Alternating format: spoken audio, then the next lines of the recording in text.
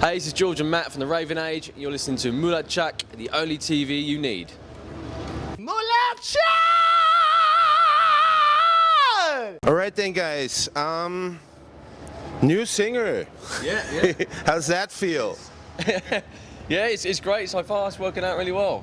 We did a really short run around the UK, like 6 shows with a band called Savage Messiah, which was really cool. And that was like a kind of a bit of a warm up for this tour, wasn't it? Trial. Like, yeah. You're still on probation. Yeah. So, no, it's going really well so far. Yeah, it's been unbelievable.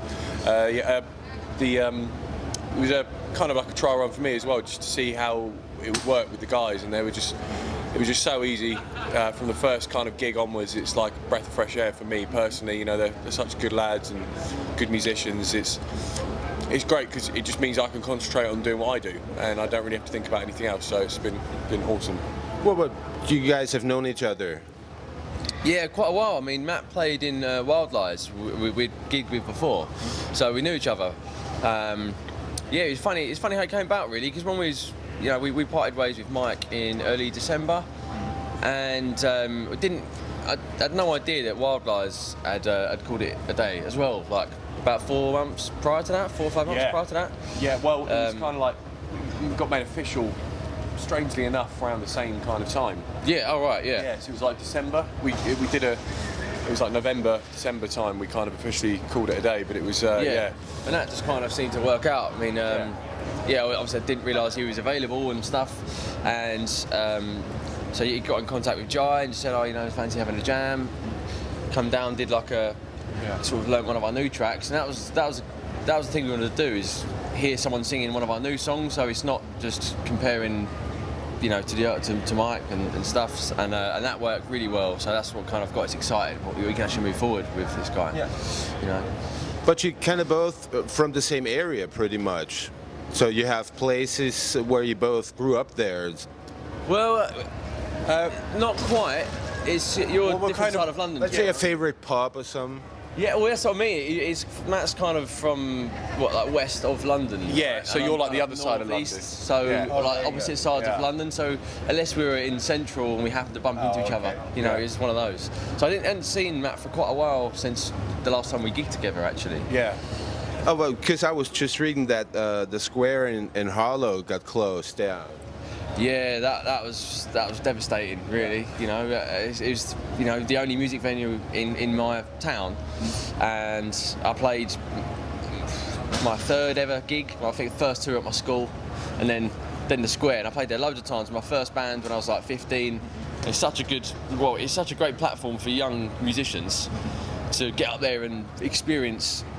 Being on stage and playing shows, and you get tight to play there in front of all your friends, and obviously it's not only for young guys. It was a really well-renowned venue, Coldplay, Biffy Clyro, Oasis, loads of people were played there. So, but the time's over. Exactly, it's a shame. Yeah, they've knocked it down now, and I think they're building it into flats or something. So yeah, it's like as it always was when they closed the Marquee and then they reopen it someplace else. Yeah, exactly. Yeah. It's happening a lot, sadly. There's a lot of cool kind of like those underground style venues that are just in the UK really are just slowly dying. Yeah, slowly disappearing. A couple of places where I used to grow up, big bands have played there and walk past it now and it's all boarded up, and it's going to make it more difficult for young bands. Exactly. There's just less platforms to sort of. It's already hard enough as it is anyway. Yeah, exactly.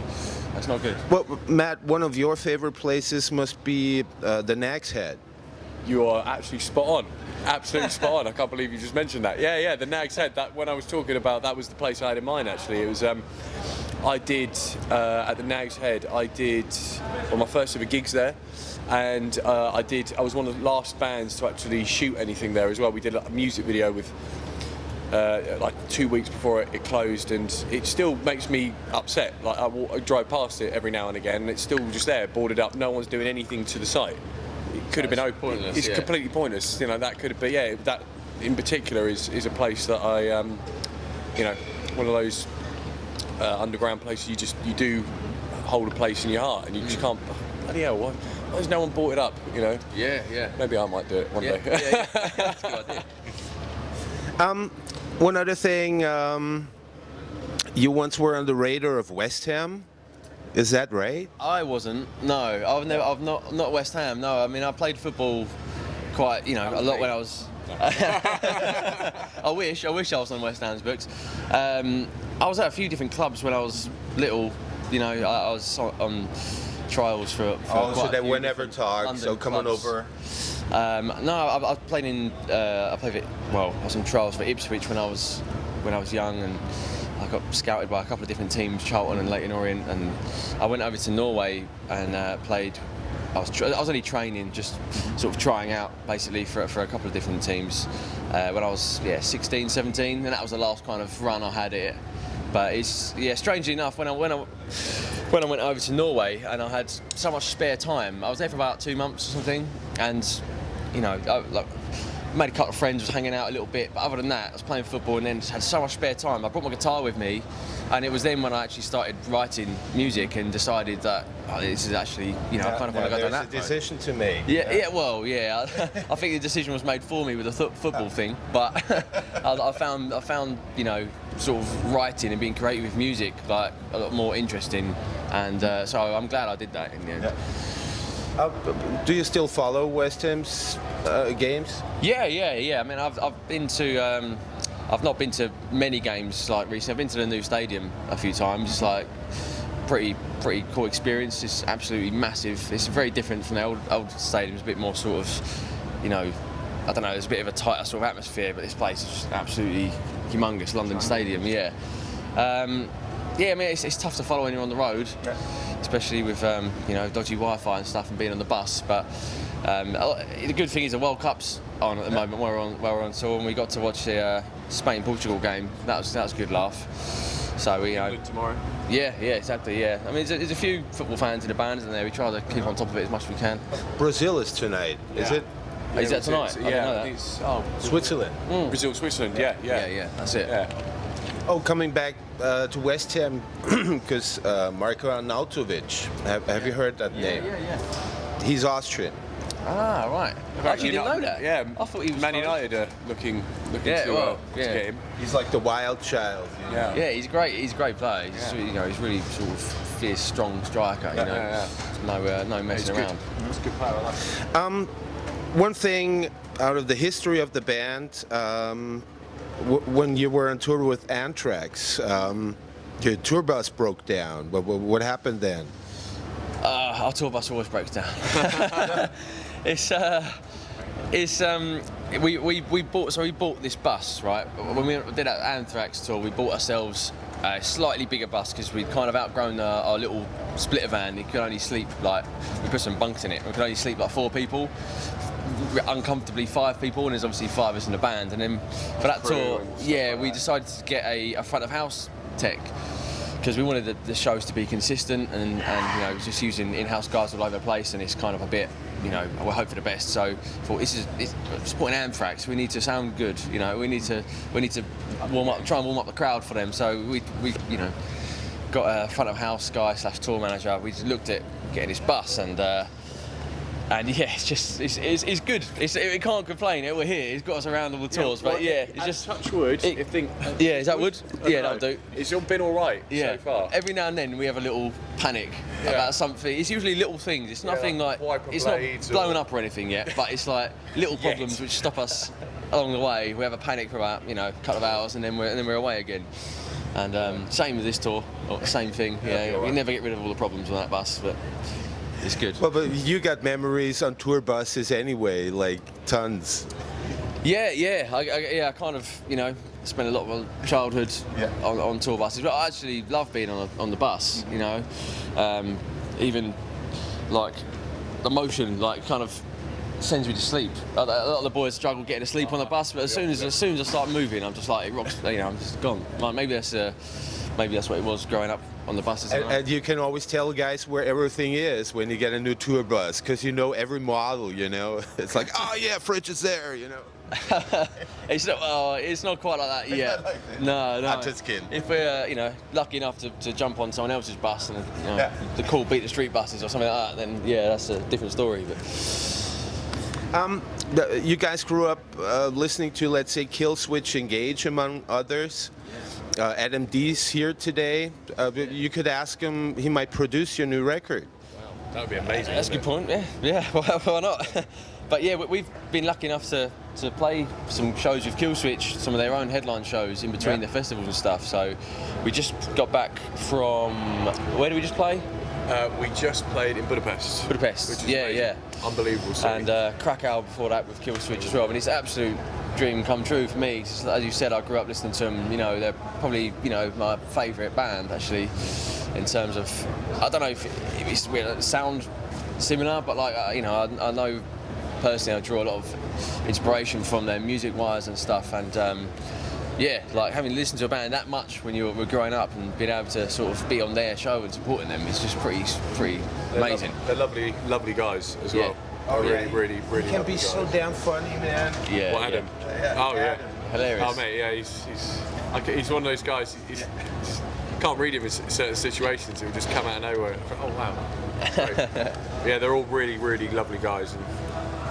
Yeah, I mean, for you guys now with a new singer, of course, recording new songs. Are there moments where you say, fuck, we need a different place to record, or we need a different producer, or shit, man, that's not what we want, let's change something? I don't think we've got there yet. It's still early doors for us. Really, we're only working on our second album. Like we've released our first single with Matt. Obviously, we've tracked another one, which is we're going to be releasing later on in the year. Done a video. Done a video for that as well, and we're just plugging away at the rest of the album. But I don't know. I mean, but we're using the same guy who produced our first album, Matt Hyde. We've got a pretty good working relationship with him and stuff, and it's one of the reasons actually I ended up joining the band. Yeah. Because I'd worked with him previously as well. So we have I get on really well with him as a producer, so it just kind of coincided quite nicely. And he's got a good sound. I think he kind of gets us as individuals, like as musicians, which is it's quite a rarity. What we'll do in the future, I don't know. But the thing is, it's the way that the sound is going currently, it still seems to work with Matt Hyde. Yeah. So we're looking forward to seeing the second album. Yeah, pulls out of his ass. Maybe Adam can do the third then. Oh wow, that'd be cool. Yeah, if you can go and ask him for us, that'd be great. I will. Yeah. That'd be really good. Chat with him later on. Yeah. So I might ask him. Sweet. That would be sick. MULATSCHAG. I was just sitting here with the Raven Age guys, Steve Harris's son. They're working on their new record, and we were talking about you might produce it. Sure, they haven't talked to me yet, but they can always ask me. Yeah. They said, come on, ask him. If he's interested. Put him on the spot. Yeah, right? Great. Yeah. So. Thanks, guys. Yeah. They haven't asked me yet, so. How often is that happening, Especially on, doing festivals. Are there younger bands they're asking, come on, Adam, don't you have 3 weeks for us? Right, yeah. It happens once in a while, for sure, yeah. But I do need some downtime to hang out with my dogs. Yeah. That's very important. MULATSCHAG. Your sister Lauren is also a musician. Was there ever, discussion making a family record at some point in time? No. For Daddy's 70th birthday or something? No. There's never really been that discussion. I suppose there's a lot of musicians in the family. I mean, Lauren's not really singing anymore. Oh. She's not really been singing for a good few years. But she could join. But she still enjoys singing. But she's been doing more acting things. Like she's been in a few short films and doing adverts and theatre and stuff like that. So she's kind of really.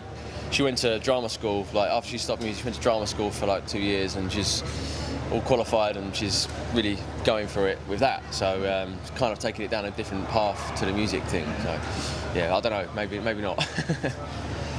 I don't know. So it was never a thought for you as well to, I don't know, Dad's getting older, that might make him happy. You're right. He's getting older, but he's still not giving up on. He's still so busy with Maiden. He's still a better footballer than all of us. Yeah, exactly. Yeah. Is he still playing? Oh yeah. Yeah. How dangerous. They've been playing some matches on the tour. Oh, really? Yeah. I remember playing with the guys in the 80s, Oh, really? Yeah. What? Oh, football? Yeah. Really? Nice. We would have like Joe Elliott used mattress to play with stuff Deep there. Purple and, Yeah. and stuff, you know? That was so funny always. Yeah, and Adrian played Yeah, it the Adrian other day as played the well, other day, actually. Yeah, played on Bayern Munich's training ground, so it's like a real nice, Wow. pristine surface. So he's Pretty cool. still playing. That's Yeah. really funny. Yeah, as much as you can. MULATSCHAG.